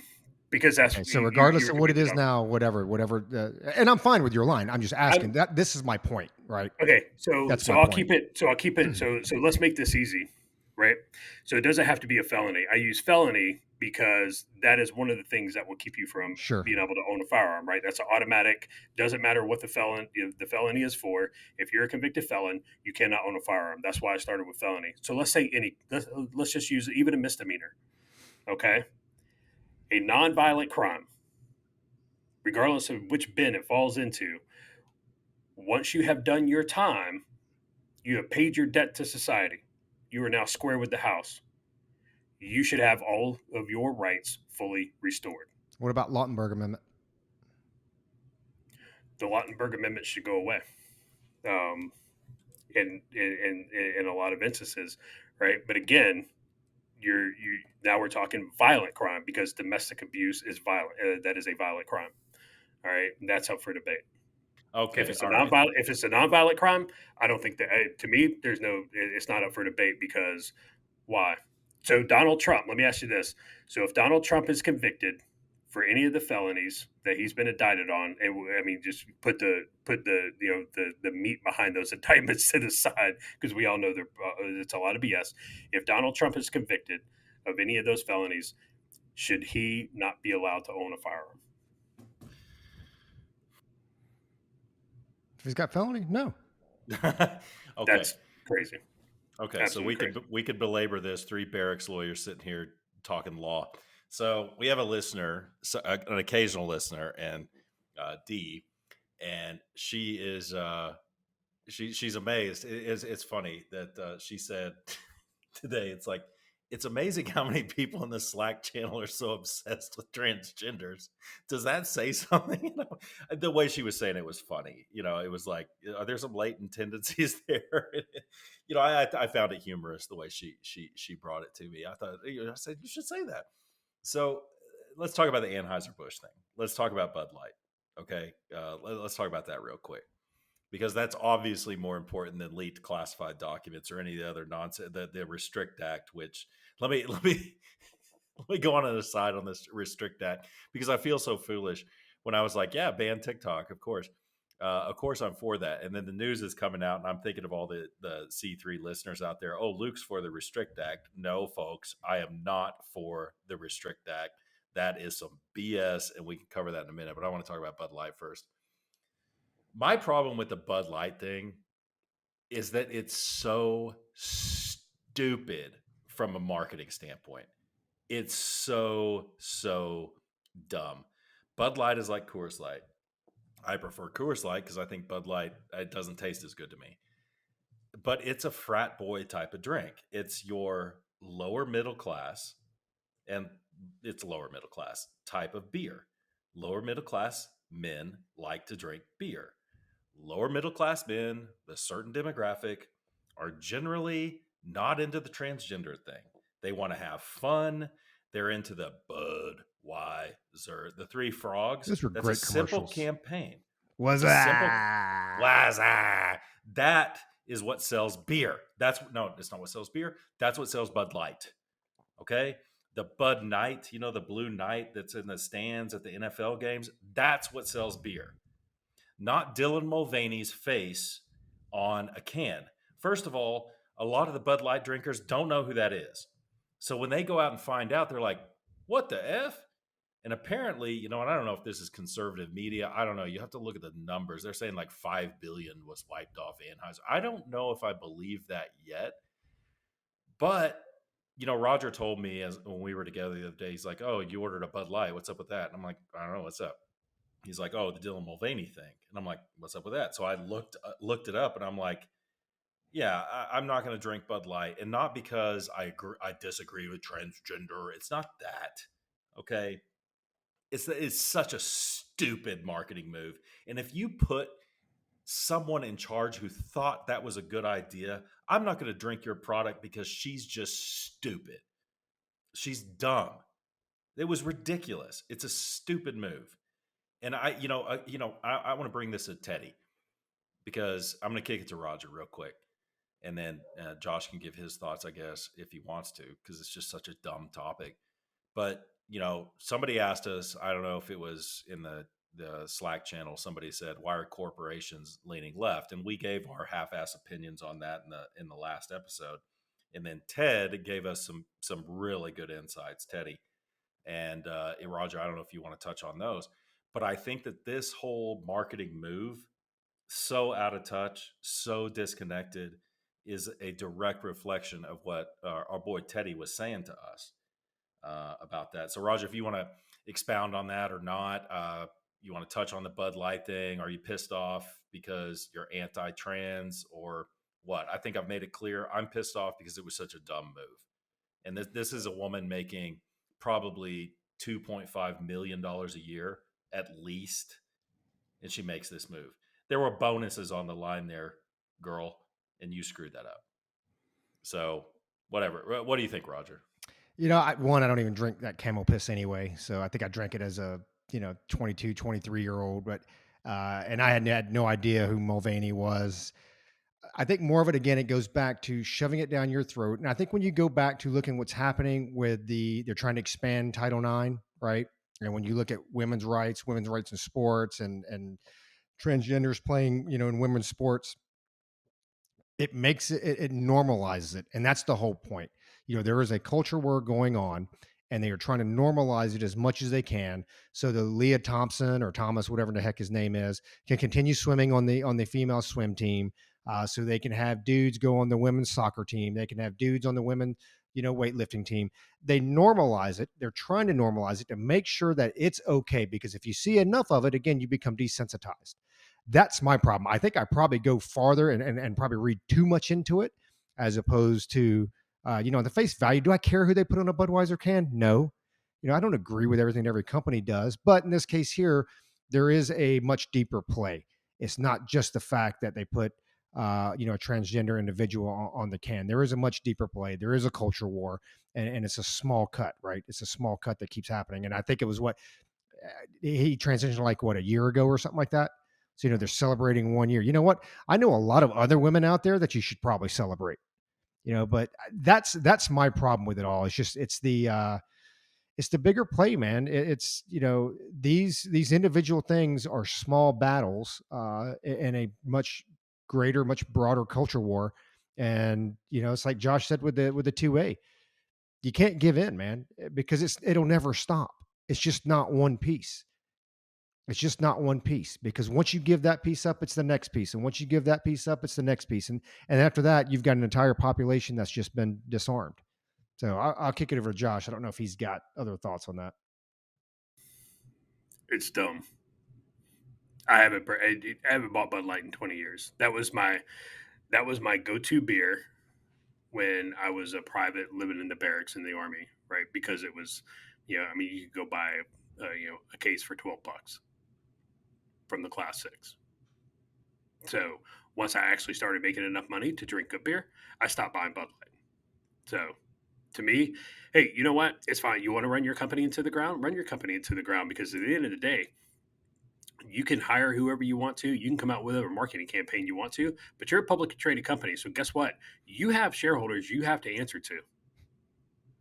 And, people are only willing to lose so much money, especially if there's a recession coming on, on top of this. I don't know. Maybe we'll all end up drinking Bud Light again because that's all we'll be able to afford. But how long do you think it lasts? How long do you think it lasts, Josh? I mean, do you think this is a short-term blip, or is this something? I think it's a short-term blip. Which part do you? What are you talking about? Just the overall boycott and Bud Light. It's a short-term. Short-term.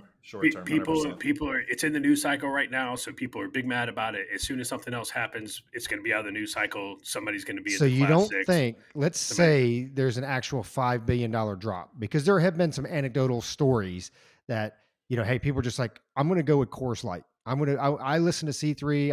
I watch it on YouTube. I see Luke drinking Coors Light every week, so I'm going to start drinking Coors Light. What I do, because I would tend to agree with you. What I can see happening though is, you stick 2-3 weeks and you've gone to Coors Light. Your palate kind of adjusts a little bit, and next thing you know, it's like, well, I just order Coors Light because that's what I order, right? I mean, is there any chance of that happening, or do you think it just kind of bounces back in a month or so? I think it bounced back in a month You or know, so. well, that lady will lose her job, and this is the rubber band effect. I've probably given this a little more thought than I should have. Um, Josh doesn't, and I think a lot of our listeners don't agree that the rubber band effect. I think somebody said today, Tennessee is gone. It's gone forever. I remember Josh saying that a year and a half ago about Texas. Texas is purple. It's gone forever. Uh, I'm disparaging you, Josh. It's all good fun. I don't necessarily agree with that. I think that there are trends. I think it seems to be leaning that way. But I think when the bottom line is affected, you were touching on it, Josh. I think when the bottom line is affected, there will be again incremental changes. I think this lady will be fired. They'll go back to the what's up and the three frogs saying Budweiser and the knight with the sword and all that stuff, because that's what, like I said, that's what sells beers to the people. That's what sells Bud Light to the people who drink it. This is not an IPA. This is not a our boy Chris, who doesn't listen anymore. Not the other Chris, but the other Chris, one of the other 6 Chris's who listens to the show. He only drinks IPAs. It's like, yeah, maybe transgender would, marketing campaign would work with a crappy tasted dirt ass flavored IPA, but not with Bud Light. And I think y'all are snobs also, by the way. It's like, I don't drink that piss water. I think it tastes good, man. I think it tastes good. It's not too much. You put too much taste in a beer, you get an IPA. And it's funny because the Cup Life Slack channel is blowing up right now because D went in and dropped a hand grenade in there. It's But awesome. Text her and tell her that was awesome. I That did. was I meant to be. did. I told her, here's the thing. It's like we all like to posture and we all like to say certain things, but and take certain stances. But when you're face to face with somebody, they understand who you are. You understand who they are. At least our group, at least our listeners are pretty accepting of people in general. Some of the comments we make might sound a little bit, in your face, a little bit closed minded, but I'm telling you, we accept people. I mean, I'm not getting all touchy feely or anything, but I mean, D's a good person. She's straight up, and I think that everyone who might have an argument with her tonight, if they met her, they'd be like, "Yeah, this is a solid person. This is a great American. This is one I want on my side." So it's like I just hope that we don't lose any people in this Slack because, man, I don't agree with that. I don't agree with Josh saying that felons should have firearms or whatever, and we lose. People get passionate and they talk. So should we go ahead, Josh? I'm sorry. Go ahead. No, I was going to say you're spot on, and a large part of that is because the majority of our listeners and the majority of the people in the Slack channel, like, we've traveled, we've been outside, our county, our state, our country. We've met people from other cultures, other religions, other backgrounds and ethnicities and stuff, and we know that there's good people and bad people of every race, ethnicity, religion, you name it. And so, yeah, most of us are pretty accepting and stuff. And of course, we all have our red lines. You come for our kids, like, that's a red line. It's absolutely, will not tolerate, will not allow it. I don't care who you are. So, yeah, no, it was good. It's good to have the Slack channel blow up a little bit. It's like hitting that thing with a defibrillator, because it's been generally quiet last couple of days, and a lot of it we've all been really busy. So, sorry, I didn't mean to cut you off. I was just going to slightly change the subject and kick it right back to, well, I guess you and I have been talking. I don't know. I lose track of who talks the most, but I guess Roger. So let's talk about classified documents. You want to talk about that, or you want to talk about restrict? Either way, we got time for both. We got Knock time it for out. both. Knock it out. So the classified documents, I think it's funny. It's basically photos, if I'm not mistaken. It's basically photos of printed off pieces of paper that have been folded up and obviously taken out of a Joint Chiefs of Staff meeting or something like that. I've read through some of it. people are saying it's as bad as Snowden. I don't see it that way at all. Based on what I've seen so far, this is not near as damaging as Snowden. But I think the reason they're saying that, obviously, the news is saying it to get more, to get more clicks, to get more people tuning in, and if they ever catch the person, to put them away forever. But I think I told Josh this, he or both y'all. It was in our private C3 channel. And you know what? You know what we should do? We should charge people to see our our private messages where we go back. They would want refunds. Yeah, they would. You're right, because it's mostly stupid. But I said, Josh said, one of the documents says this, and it was something about Hungary, and just based on what I know, and granted, I'm no genius, but I do know what I know. It was a dumb analysis. The analysis that was, secret no foreign with all these caveats on it was like Hungary considers the U.S. as number one threat. And I'm like, okay, that's a dumb analysis. Whatever CIA analyst said that is a freaking moron or motivated by political ideology.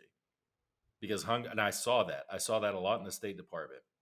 They hated Hungary because Orban liked Trump. That was it. They hated Orban, and Orban's a nationalist. A nationalist is now a bad word. Nationalist is like racist. And I'm like, that's a horrible analysis. It's just awful.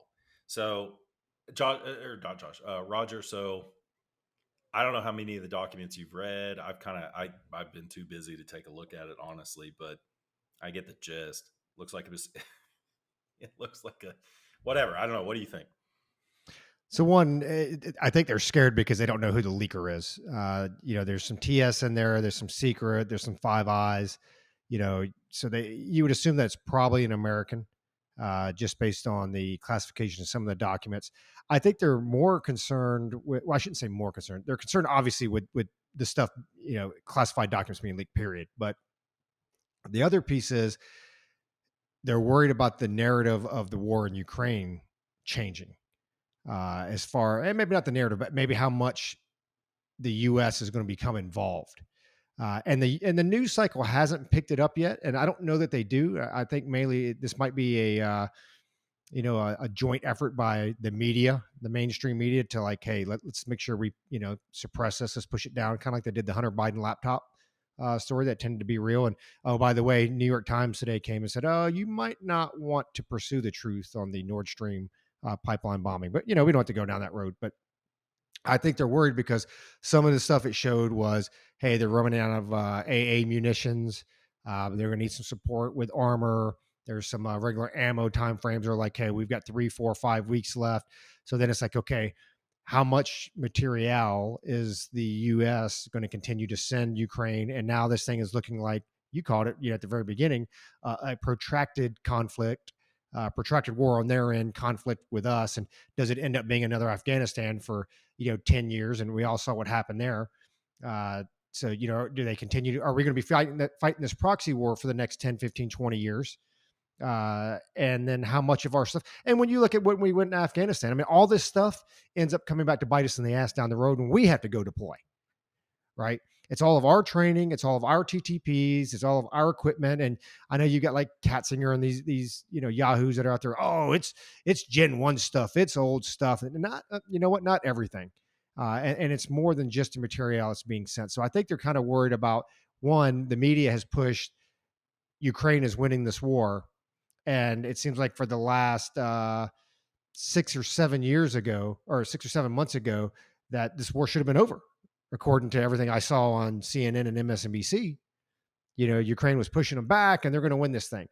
So now it's looking like, okay, there's going to be probably at least another year, at least. And that's what Milley said, I think, when he came out and briefed about it, which means it's probably going to be at least 2 years or 3 years. So I don't know, Josh. I think they're more concerned with losing the support of the American people, because it seemed like in the last few months, most Republicans and Democrats, for whatever reason, came together, right? Oh, we all got to wear the Ukraine, flag pin and this and that. And now you have this stuff come out that paints maybe a little bit of a different picture.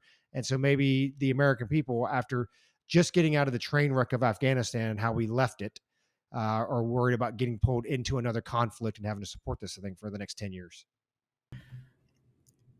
Yeah, I don't know. I mean, there's a lot of feelings on it as far as the information that has come out. It's you brought up Nord Stream in the New York Times. Did you hear the question that Tucker asked Trump? No, I didn't see it.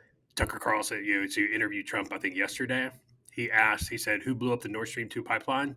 Trump said, "Well, I'm going to protect the country. I'm not going to say anything." Or something like, "I don't want to get the country in trouble." And you're like, bro, it's not. It's a poorly kept secret. Like we know, we called it. We called it the day after it Yeah, happened here on if C3. C3 Like knows, we blew it up. everybody knows.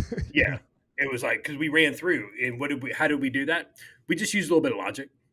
Just a little bit of logic. It was like, yeah, we were we were the ones that blew up. And then them saying, "Oh, there's special operations forces on the ground in Ukraine." Well, yeah, duh. Like, did you think there wouldn't be? Like, are you crazy? Like, we're everywhere. You know? Foreign internal defense. Foreign internal Yeah. defense. Yeah. I mean, it's just, yeah. I mean, we literally have an entire formation chartered just to do For to do FIG, just right? that thing. Yeah. Right. That's literally why they were created. It's, I don't know, man. To me, as far as the leaks go, they're bad. I've never condoned leaking classified information. Whether the assessments are off, whether it's not, it doesn't matter. Like I've never condoned that. That people to this day, and I don't understand it. People to this day still look at Snowden as a hero. I don't understand it. You know, Julian Assange, and they try and conflate it with Julian Assange. It's like no, Julian Assange is a reporter, right? He's simply providing what he was given. Minus the sexual assault charges that I think they actually got him on, right?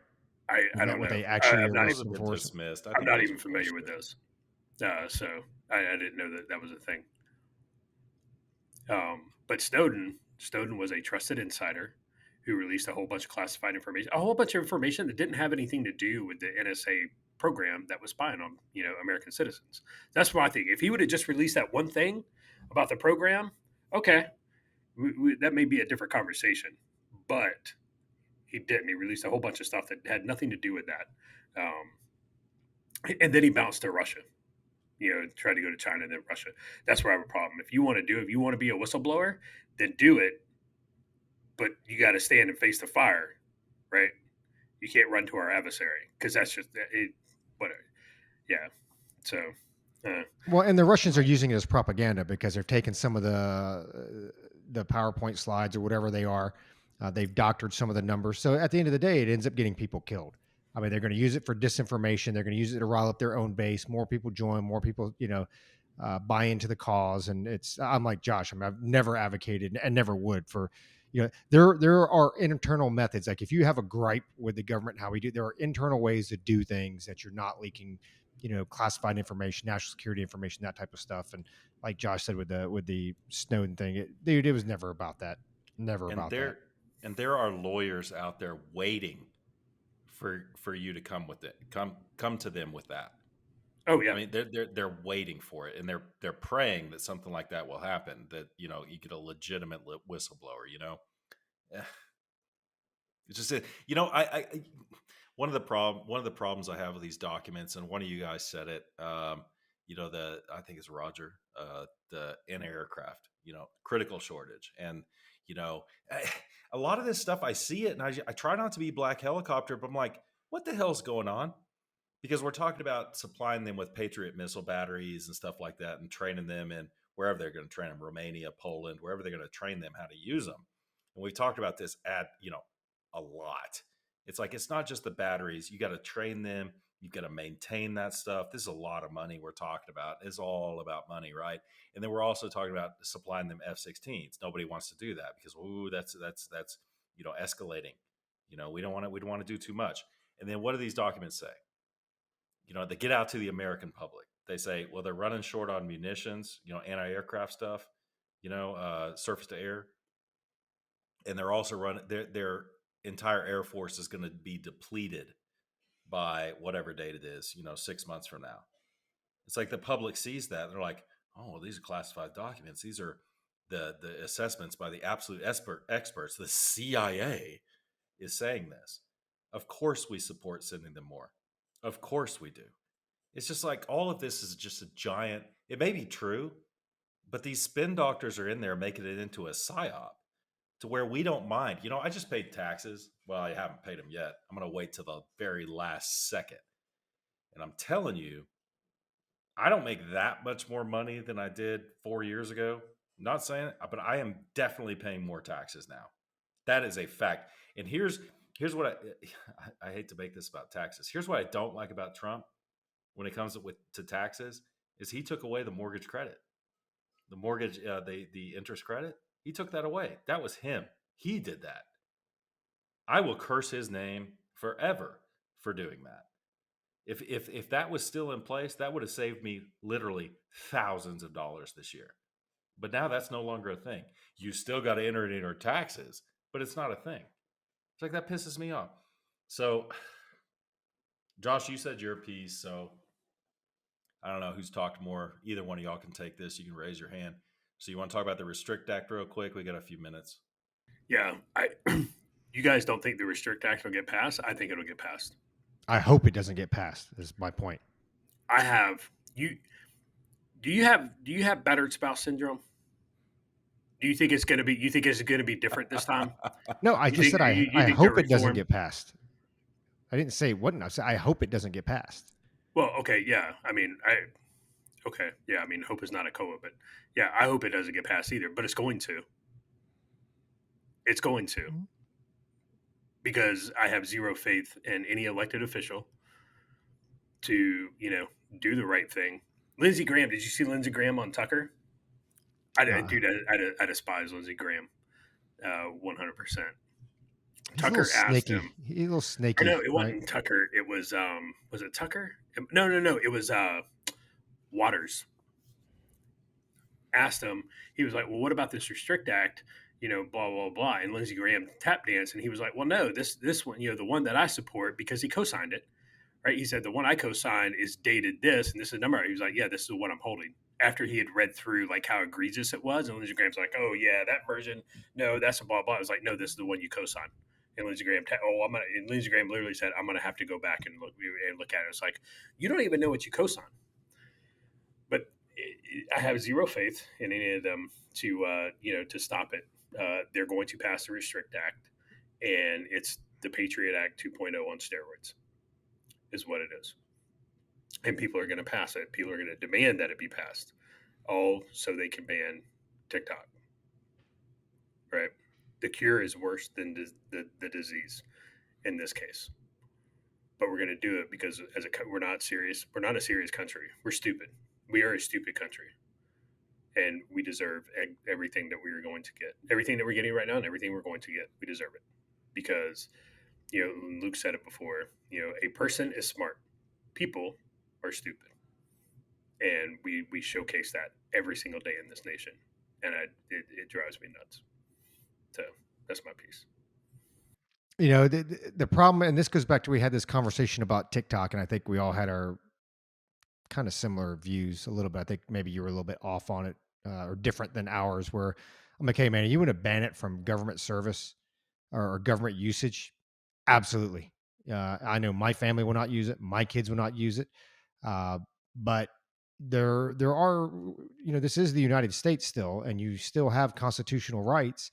And so I think at some point, the government's job should be there to inform and educate. Okay. And you protect by protecting the data. You do data privacy laws, not what this is calling for. And I'll kind of read into this a little bit to give everybody a little background in case they're not tracking it. But one, I think as a private citizen, you should have the right to install what you want to install. That's just me. I think that's just a fundamental right that I think you should have. I think Josh is spot on with this thing being Patriot Act 2.0, and maybe even worse than that. Did you say it was on steroids or something like that?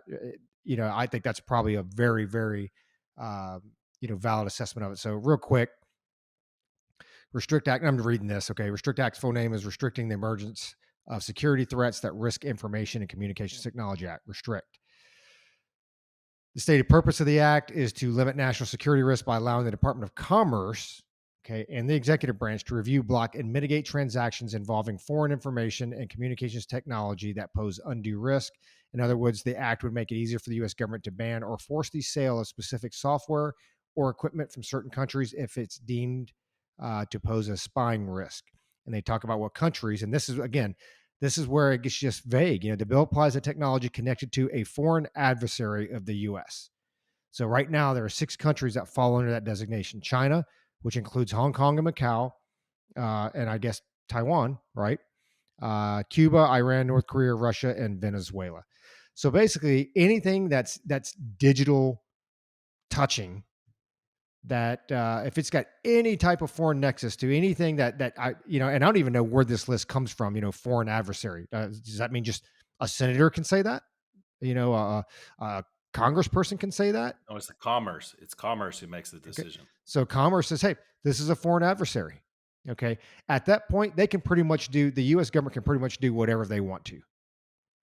Okay. They can do whatever they want to because they deem it a threat to US national security.